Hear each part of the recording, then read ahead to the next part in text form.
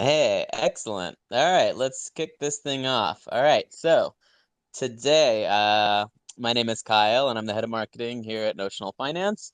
And today we're here with Nathan Allman of Ondo Finance and Notional CEO Teddy Woodward. And yeah, so we're just gonna do another episode of our Notable Builders podcast where we just like to talk to other protocols, find out exactly what's going on, what they're building, what they're up to, talk about a little bit about the history of the protocol and where you're going. So, yeah, Nathan, why don't you tell us just a little bit about yourself and how you got into crypto?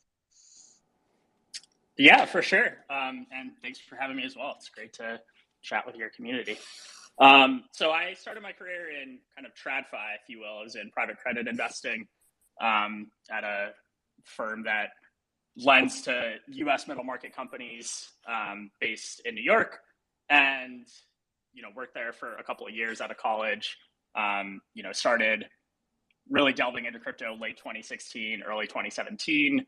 And so, invested and traded pretty actively throughout the last cycle. Got excited by some really early DeFi, MakerDAO, probably most prominently at the time. Ended up leaving Prospect at end of 2017, kind of around the market top to, trade and invest full time throughout 2018, 2019. And I guess fast forward a bit, mid 2019, joined Goldman Sachs on the digital assets team, helping them with really everything crypto and blockchain related. At the time, there wasn't a ton of institutional crypto market interest. And so we worked on security token issuances. Representing ownership on chain and, automating lifecycle events with smart contracts. And then, come mid 2020, when crypto markets heated up, got to be pretty focused on building out a kind of institutional crypto prime brokerage operation. Yields were kind of blowing up in the space, and we got a lot of questions about how to tap into them, both directly and indirectly. At the same time, I became a pretty active participant in DeFi, and was really broadly looking for some way to hedge out some of the underlying risks from DeFi, and eventually landed on this idea of building these structured products that pool liquidity from across the ecosystem and then disaggregate it into tranches with different levels of risk. And that's kind of how I came to start Ondo a little over a year ago. All right, cool. Yeah, that makes sense. So you talk a little bit about what Onda is doing now, I guess. So what do you see that the problem exactly that Ondo is solving now? Yeah, I mean, today, we really consider ourselves kind of a decentralized investment bank. So, what that means is, like a traditional investment bank, we are, broadly connecting capital supply and capital demand. So, investors, both, retail and institutional, increasingly so the latter over time with, various yield and investment opportunities in DeFi, largely that are originated by DAOs or that we help DAOs originate, such as debt capital raises in order to, market make a DAO's own token. And I guess unlike a traditional investment bank, we, provision those services in a, DeFi native way, where, the contracts execute autonomously on chain, and, where the services are geared towards largely crypto native market participants. We didn't really start with this broad mission, I would say. Like we started as kind of structured products for DeFi, which is a segment of what we do today. And in the structured products space, we're kind of solving for the volatility and underlying risks of yield and DeFi, and making those more accessible to more risk averse institutional investors through the use of risk tranching.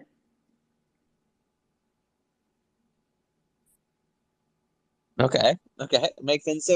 So you do a bit of risk crunching and you offer on the structured product side a fixed rate. So there's some overlap kind of with what we do. Is that in the sense that it's fixed? Is that right? And what do the yields look like there? Yeah, I mean, broad similarities in that there are fixed rates, I guess, pretty different in that we are, at least with our products right now, we're aggregating yield from largely existing liquidity pools, or I guess in the context of liquidity as a service, new liquidity pools. But yeah, really focused right now on yield from automated market makers, and where the fixed rate or the fixed tranche is getting protection from impermanent loss. In terms of what the yields are, I mean, it's very asset and market dependent, and obviously all of DeFi yields have come down pretty precipitously lately. But generally speaking, the fixed tranche rates are a little bit lower than what the market yield of the underlying assets would be, because they're getting some protection of decline in rates or blow up of the underlying assets. And then conversely, the variable tranche or the junior tranche rates are higher than the market rates of the underlying assets, as they're getting leverage on that pool. Hey Nathan, so thanks for joining us today. So I've got some questions for you. So I think that what you said so far sounds really interesting, and I think that what can help people understand uh, better what you're doing is through the use of kind of tangible examples. So I think it might actually be worth just first of all talking about what you do today, the liquidity as a service. I mean, I'm aware of that, but maybe some people aren't. And then also, like, if you like, what do you want to do in the future? Yeah. Yeah, so I guess I'll talk about liquidity as a service first. So it's really an application of our structured products whereby we, help typically a stablecoin issuer provide liquidity into a decentralized exchange, into that kind of senior tranche, without taking on risk from IL. So I guess, an example workflow here would be, Fay or Frax or, Maker could provide their respective stablecoins into a fixed tranche, and then a DAO that wants liquidity on decentralized exchanges so that, its users can, buy and sell its token with minimal slippage, and there's less volatility around its token, et cetera, will supply its, native governance treasury asset into the variable tranche, meaning it takes on the vast majority of risk of IL. And then our contracts will combine those two assets together and then provide them, as liquidity to Uniswap or SushiSwap or Curve. And then, after some pre-agreed upon amount of time, our contracts will withdraw that liquidity, make sure the stablecoin issuers paid back their principal and a small predetermined yield, and then the DAO and the variable tranche gets back whatever is left. And so, it's one of now a few ways for a DAO to get DEX liquidity without resorting to, sort of more historical practices like pool to liquidity mining, which are, pretty dilutive. And, really that's just a form of like DEX market making, and, can also be used in kind of a direct listing capacity, as, we've talked about before, whereby, a DAO could establish its initial liquidity pool on a DEX through this means, and, not have to initially deal with, centralized market makers or, exchange listings with sexes, or again, pool to liquidity mining.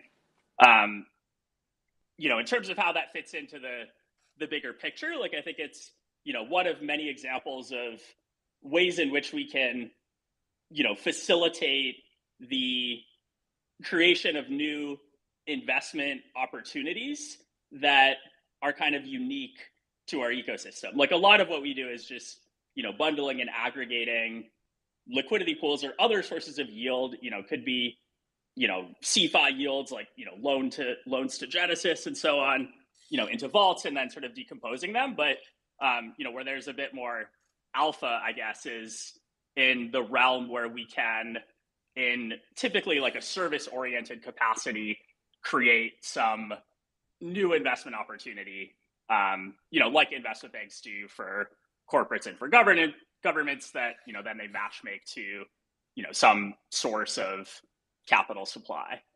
And so I think LAS is kind of an early example of that.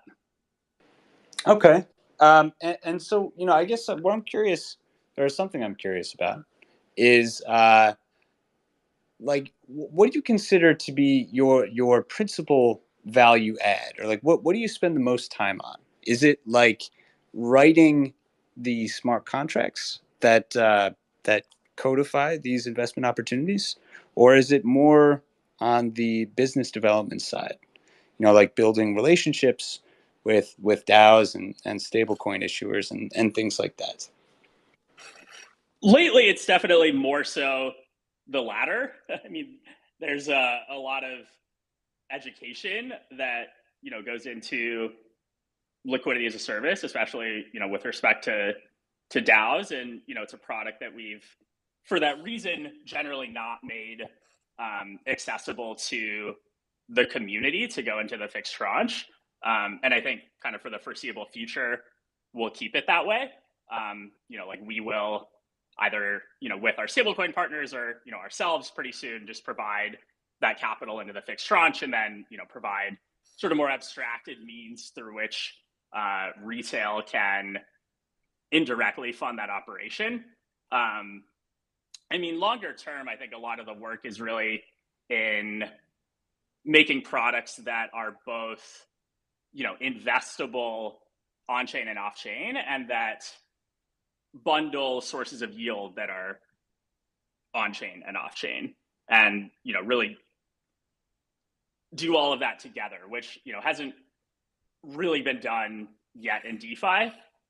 Like there's, kind of Maple, TrueFi, Centrifuge, like the kind of off-chain asset tokenizers. And then, there's some protocols that kind of seek to deploy into them, like Maker, but you can't really get like a diversified pool of DeFi and CeFi yields with risk tranching today. So, I mean, a lot of the work that, is more long-term oriented is going into building the infrastructure to facilitate that.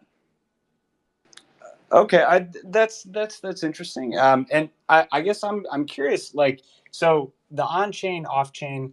Is there any way that you could give me an example of like what you're thinking of? Because I'm just, yeah, I'm curious to like, like I'm curious to see, or like to understand like what you're thinking of here, and like what kind of like the the need you think you're servicing. Is it like is it like there are customers that you want to serve that are only willing to do something off chain, and you're sort of providing a connection piece between like people that are on chain and people that are off chain, or like I just, yeah, I don't know if you could give any example there, but like that would be helpful, for me. Yeah, I mean, there's a bunch of angles here, but I mean, probably the simplest to dissect is just the investment product angle, right? So, if you look at the evolution of our vaults, like we started off, with 2 tranches on a single asset, so a single liquidity pool, and then pretty soon we're about to launch these vaults that are on, diversified baskets of liquidity pools. So like, various different curve liquidity pools, let's say. So, if even one blows up, completely goes to zero, then, the fixed tranche is still fine. That sort of starts to demonstrate why, in structured products that are built on baskets of collateral, like you want really diversification, and ideally diversification of assets that are not, super highly correlated to each other, to, better manage risk. And then, once you start putting in assets from CeFi, then you really start to get, better benefits to diversification. So like, probably the simplest example there would just be a vault, with 2 tranches, just like our vaults are today, but where the collateral is some combination of curve liquidity pools and, loans to Genesis, Alameda, BlockFi, et cetera. I see. So in this particular example, you like somebody would put in some USDC, and then you take that USDC and you put some of it in a curve pool, put some in a different curve pool, you'd lend some to Alameda, and then you'd create this like basket like exposure. Is that correct? Am I getting that correctly or no? Yeah, that's definitely one example of something we're working on in the space. And then, that's sort of half of what I touched on before with respect to, making CeFi and DeFi assets investable through our products. And then, the others making the products themselves investable on chain and off chain. Like right now, everything's been very DeFi native. So you've had to come to our protocol on chain to invest. But certainly a lot of market participants, especially more institutional ones or even more mainstream, like less crypto native retail, need various forms of abstraction that don't involve them self-custodying their assets in a MetaMask wallet to invest. So that'll help sort of expand the capital supply of our products by making them investable off chain. But yeah, I mean, it's I think one of the challenges with our early products has been the coordination of investors with very different risk preferences into our vaults, like at the same time, right? Like fixed and variable tranche investors coming together to invest in some asset or some pool together. And so it's pretty important that we plug into diverse channels in order to find participants in all these different tranches. Okay, cool, man. Yeah, that's really interesting. I'm excited to see. I guess I'm excited to see that launch. I think that's a cool product, and it's something that people haven't really done before. I guess there's because there's kind of like there's kind of like a Yearn, right, which is sort of like a pure DeFi aggregator, but there isn't something that like is half Yearn or half kind of DeFi strategies, and half CeFi stuff like lending to Alameda or Genesis or something like that. So I think that's like a new sort of basket of exposure. Cool. And I guess the idea then would be that well, there's this fixed tranche and this variable tranche, and they have different risk profiles, and so you would market them to different people, right? Then that's sort of like, I suppose, your whole business, right? Well, not your whole business, but you feel like you have a bunch of relationships and people want different things, and who to fill what gap. Is that right? Or who to put in which slot? Yeah, that's right. I'd also emphasize it's not a binary choice, right? I mean, you could go some in one tranche and some in the other, and just kind of dial up or down your risk, proportionately. But yeah, I mean, I think the thesis behind multi-tranche structured products broadly, even in TradFi, is that you can lower the cost of capital for whoever wants the equity exposure, like whoever wants to actually own the asset by by getting financing at different levels of seniority from market participants with different risk appetites. Cool. Sounds good, man. Do you have, just like, that kind of goes into my next question, was, do you have like a user profile of who's using the fixed, lower risk tranches versus the higher risk variable ones? Yeah, so early on, I mean, the fixed tranches would sell out pretty quickly to a few pretty like on top of it whales, if you will, and the variable tranches would kind of trickle in a little more slowly with retail. I think that's because our early products were on non-correlated LPs, where there's only one LP in the underlying, and the variable tranche asset would be like the longer tail asset, like the ALCX or YGG or something like that, that's just like not as widely held. And so, there wasn't quite as much appetite there. Looking forward, I think most of our products are going to be like dollar denominated, hence kind of the focus on curve pools and CFI loans, or Bitcoin or ETH denominated, where, in both the fixed and variable tranches. And so I think that'll change the user profile a little bit. I guess more lately, we've been pretty focused on liquidity as a service, where the variable tranche participants are exclusively DAOs, and the fixed tranche participants are really, they're like underwriters. They're these stablecoin issuers. So it depends a lot on the use case. Okay. Yeah, that makes sense. That makes sense. So I did see the news that you guys did a 20 million Series A, if I'm not mistaken. So congrats on that pretty recently. What do you, I guess going along with that, like what do you see as kind of your challenges moving forward with, moving into areas of DeFi investment banking and launching these new products? Like what do you see as some of the main hurdles you've got to get over? Yeah, our biggest struggle so far has really been the user education, and then the frankly like pretty poor user experience around having these really narrow subscription windows and having to reject a bunch of capital that comes in on the side that's oversubscribed.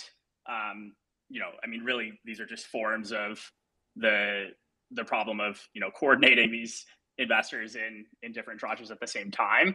And so far we've really been an agent. Like we've put these products together and haven't like taken any like balance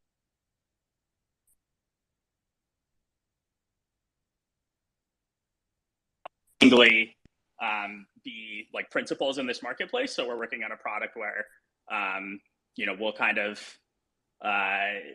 indirectly raise some capital, and then with the balance sheet that we raise, like we will invest kind of flexibly into the tranche that is like relatively underfilled, certainly up to certain risk limits, and help provide like a better user experience that way, and higher probability of acceptance of subscription requests, and should make the products a little bit stickier and the user experience a bit better. And ultimately that's how we'll monetize, by investing our balance sheet in that way. Nice. Okay. And I guess like what are your success KPIs for Ondo, like in the medium to long term? Is it, I assume it's not TVL, it's like usage and your vault subscriptions being full or whatever. So what do you see as the that you'll know that Ondo's been a success?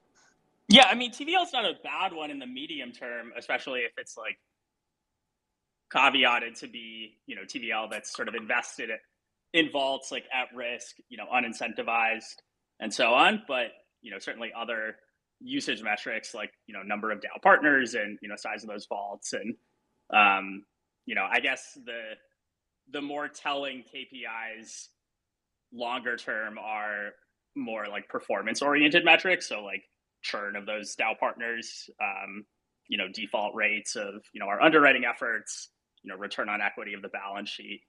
I think these things will really paint a more clear picture on how sticky or not the product is.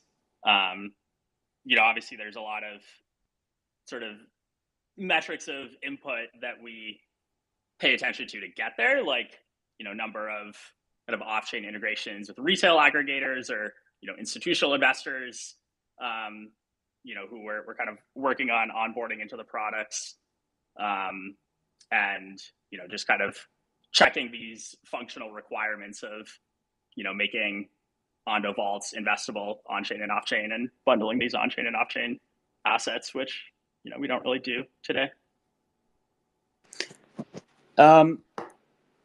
Okay, I have another question for you, Nathan. So, I guess what goes into your selection process? So, like I guess question that comes to mind: why Curve?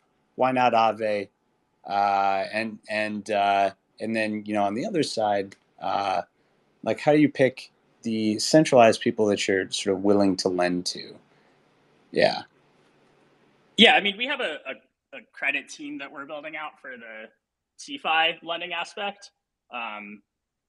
So they're kind of responsible for that. I mean, in terms of Aave curve convex, I mean, the yields historically have just been a lot higher and, still reasonably scalable on curve convex. And, we've been working with all these stablecoin issuers who, are willing to provide incentives to, increase the reach of their stablecoins. So, and then there's also, I think, more material risks that warrant tranching on curve convex.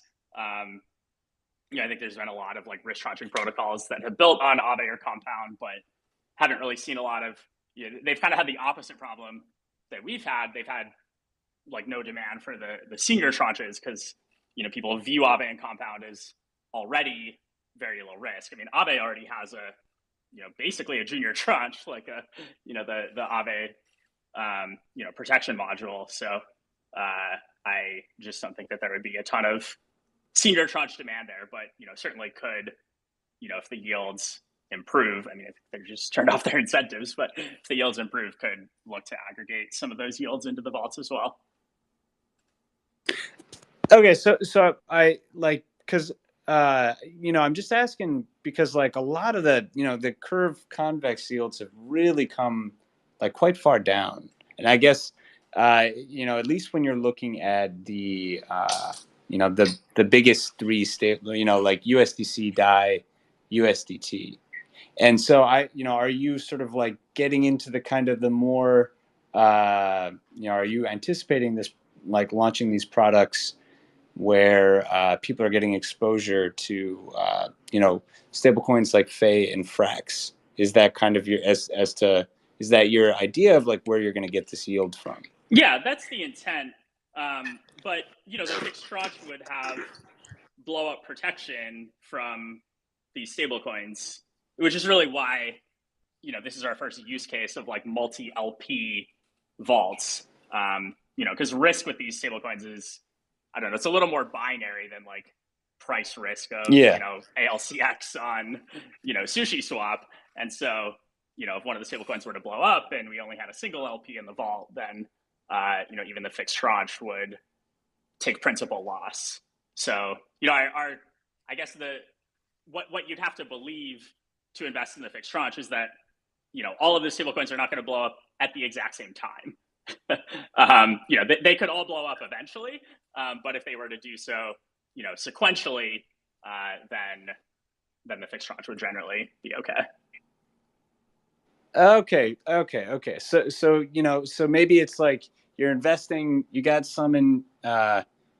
So if it's like if you do like 50-50 on the fixed and variable, and let's say you invest and you put the capital in three sort of Fei, Frax, and some other one that's like on the riskier side, then the idea is that if one of the three blows up, then the fixed tranche is still safe because it's like 1/3 of the capital is gone, and that gets pushed onto the junior tranche. Is that the base? Is that kind of the basic idea? The way that you feel that you can offer the senior tranche something suitably safe. Is that Yeah, that's correct. In the example you gave, we're also going to start playing around with different different ratios of the sizes of the tranches, which we can finally do in this case because both tranches or all of the tranches are dollar denominated, unlike the vaults we put up on Uni or Sushi where each tranche is providing one of the two assets behind the 50-50 liquidity pool. So to use your example, if the fixed tranche were providing 33% of the capital, or effectively a 33% LTV loan against the underlying liquidity pools, then two of the underlying liquidity pools could completely blow up. Right. Oh, cool. Okay. And then, so what do you? I mean, sorry, I was just going to add on to that, like in terms of demand on the variable tranche side, I mean, there's already billions of dollars of LPs in these pools who are already taking on this pretty binary blow up risk. So, for them to go to the variable tranche, like they're going to get, leverage on that. So they'll get, higher yields than they're already getting in these convex LPs. Right. Okay. And so I know it's obviously like the market conditions change and all this stuff. But I'm curious, like what kind of returns do you think you can offer? Like just like on a ballpark, to the senior or the variable tranche. We're trying to target, in these market conditions, something like, 6-7%. Maybe we'll provide a little bit of incentives if, yields stay so low. Bundling in some CFI yields will actually help here as, things have almost flipped. Yeah. But yeah, to your point, cool. These convex yields have come down a lot. Right. Okay.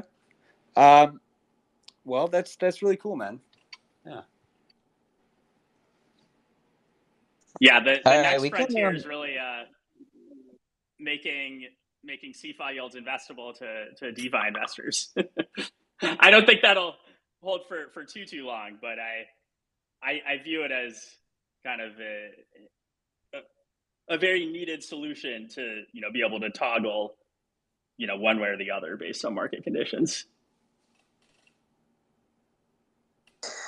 All right, I was just gonna say we can open it up and just as quickly see if there's anybody in the audience that wants to ask a question. Feel free to raise your hand and we'll get you in. If not, then as I mentioned earlier, there's a tiny bit of overlap in the sense you guys do some fixed rate products in a sense, and we obviously at Notional are the fixed rate money market. So I don't know if you guys want to talk briefly about maybe Nathan, where you see fixed rates and DeFi going in the near term. If you have any predictions, or you guys want to comment on that, just to give people a little idea of maybe what you guys predict the near term holds with all this market turmoil. Yeah, I think in DeFi today, like we don't have the traditional market participants that really want fixed rates. I think that's going to undoubtedly change, but we don't have like corporates like hedging underlying exposures or anything like that. So it's going to take a bit, but I think we'll get there. I don't know. What do you think, Teddy? Yeah, I think that's fair. I think that people do. I think the DAOs are sort of like the emerging, sort of natural users here for fixed rates, in the sense that they're kind of like corporates. They're like DeFi's version of corporates, right? In that at least from our conversations, some of them are sort of like more structured like hedge funds, and then a lot of them are there's a core mission of the DAO, and the treasury is more set up to support that core mission, and we've seen like DAOs that are set up more like that are generally just more interested in stability and don't want to take risk really with their funds. They want to earn sort of a safe and stable return, because their core mission isn't optimizing that, right? So I think I think that DAOs are kind of an emerging consumer of these sort of fixed rate products, at least from the lending side. And then I guess on the borrowing side, I think we've seen at least at Notional, I think the primary sort of demand for fixed rate borrowing so far has been from more centralized companies. So people that are active in the the CFI lending space, at least from what we've seen Notional so far. Now I think that that'll change over time, but I would agree that, it's sort of like there's a level of sort of market maturity that isn't really there yet in DeFi. So I think it'll just take time to kind of develop. Yeah, I think there's much more obvious demand for downside protection of which sort of comes with a lot of these fixed rate or kind of fixed tranche products, including ours. But for now, can probably flex a lot of the sort of hard assumptions around the rate being completely fixed and deliver something similar, like a less volatile but downside protected return exposure. It's just very expensive in a lot of cases where the underlying assets are super volatile to offer a fixed rate. Right. Well, right. So, maybe to kind of close it out here, Nathan, I guess, just what do you, what do you think about the market generally? Like, do you think we're in for a long period of low returns in DeFi, or where do you think, what's your view, if you have one, on where DeFi interest rates are going to go? Yeah, I mean, DeFi interest rates are 95% liquidity mining, so they're really not. I guess I'll say DeFi quote unquote yield, a little more broad than interest rates, assuming that's what you're asking about. So it's more so what are the prices of these underlying tokens than any like true yield. I'm pretty bearish liquidity mining really long term, and so I do think that DeFi yields. I mean, especially as institutional investors increasingly build the plumbing to connect to this ecosystem, will converge with CeFi yields, and we're certainly seeing that on the more blue chip, like DeFi repo platforms, if you will, like Aave Compound, kind of looking like treasury yields right now. But where DeFi yields don't have whatever the intermediaries cut is. So in Aave Compound, it would be where retail can actually get the stock borrows on their assets that they're getting leverage on. Right. So yeah, I mean, I don't think that, and I guess this is part of why we're focused on aggregating both DeFi and CeFi yields, but I don't think there's like enormous like structural differences behind like what the rates will be. I just think that the infrastructure is going to be a bit cheaper to operate. So yeah. So yeah, I guess to answer your question more directly, I mean, it really depends on what prices do, and that's just going to be driven by what global macro does. If we have a U or V-shaped recovery, and yeah, TBT on that. Yeah, for sure.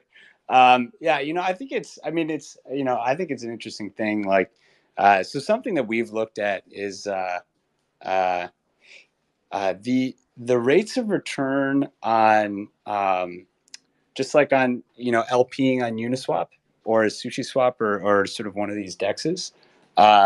It's kind of, to me, the like rates of return to like LPing, let's call it USDC ETH or something like that, are just so like not even anywhere near like compensating you for the IL risk that you're taking, which like is like we've been looking into it like as a team, and it's like I don't know, it's just something it's kind of crazy. It feels like there's like 2 to 3x too much capital in these dexes given the amount of trading volume.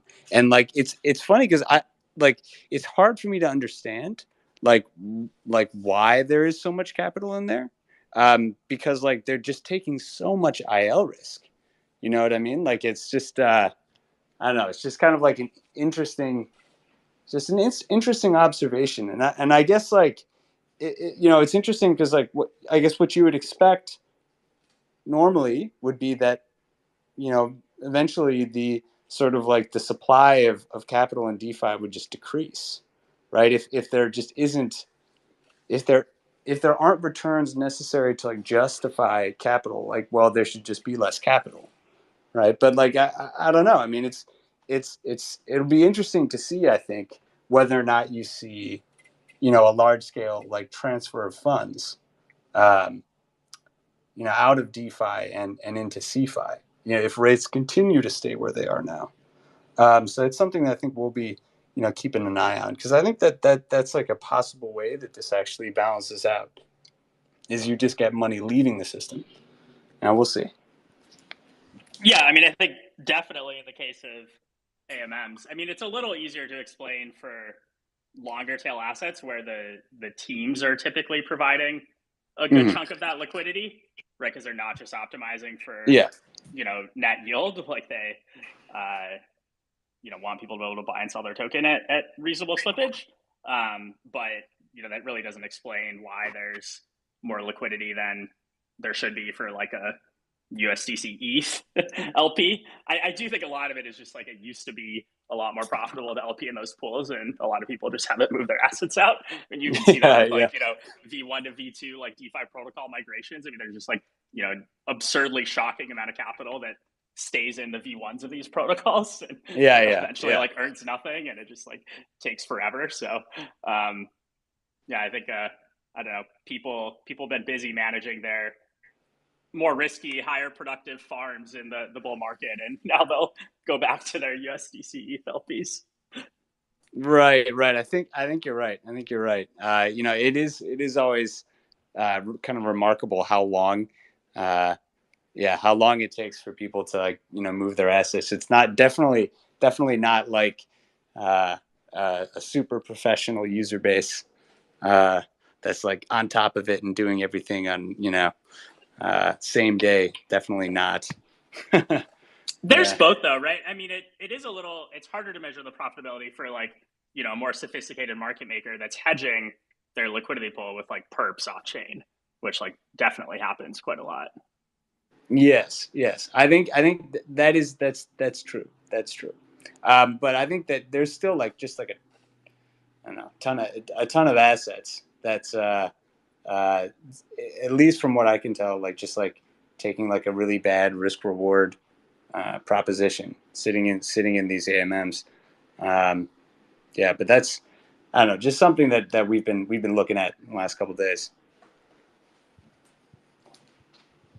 Yeah, I mean, DeFi very much offers the opportunity for retail to make very, very granular investment decisions, like, you know, what pool are they going to market make on? But I think we'll see more abstraction of that, or, you know, DeFi native intermediation of, you know, folks who kind of help point, you know, investors in the right direction, and, you know, maybe we'll provide a means to, you know, get lower friction switching costs into CeFi yields if and when those are higher. Yeah, cool. Sounds good to me. Sweet. All right. Well, let's wrap it up. Anything you want to show at the end, Nathan? Job openings, or where to follow you, or new products, or anything quick? Yeah, I mean, always hiring. So jobs.hondo.finance for, or no. Yeah, that's it for that. And then, yeah, I guess just stay tuned for, you know, our Curve Vault launches pretty soon. And thanks for having me. All right. Yeah. Thanks so much for coming on. We appreciate it. Cool. All right. Have a great one, everyone. Bye, guys.